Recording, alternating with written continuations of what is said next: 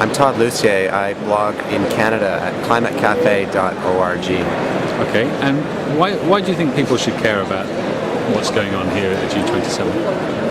I think G20Voice in particular has something very exciting that's happening here that I think is very unfamiliar to people. What we're doing is putting out stories and putting out information of all sorts that includes video and audio and text and photos, and having conversations with people that are thousands of miles away on the planet. Right now we're having those conversations. They're finding their way into this room today.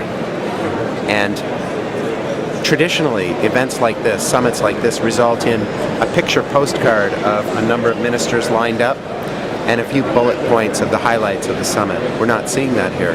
We're seeing ministers of government, representatives. We're seeing really important people come and sit down and talk to bloggers. And we're seeing traditional media on the outside of that circle. And it feels so good to be on the inside of that circle. And you know what? There's a reason it's important, because we're reaching out to the audience and communicating with them in a different way from traditional media. We're taking information from all of our different lenses, and we're not all telling the same story. I bet out of 1,200 journalists here, probably you could group them in clusters of 20 that are just repeating the same story. I don't think you're seeing that at the G20Voice blog.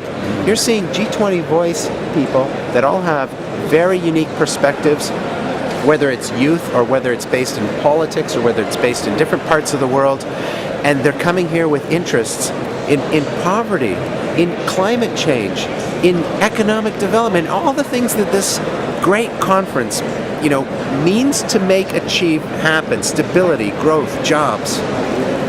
These people have a passion for those topics. They're not just journalists. They're passionate about the things that they're talking about.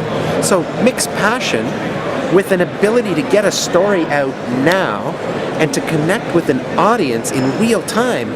There's nothing like it. And the connections that we're making, I think this is breaking the mold for summit organizers around the world. I think any summit that happens, and I've written about this on another blog at Tourism Keys quite a while ago, if you're running an event, you have to find a way to get the outside world engaged in your event while it's happening on the ground. That is principle, rule of thumb.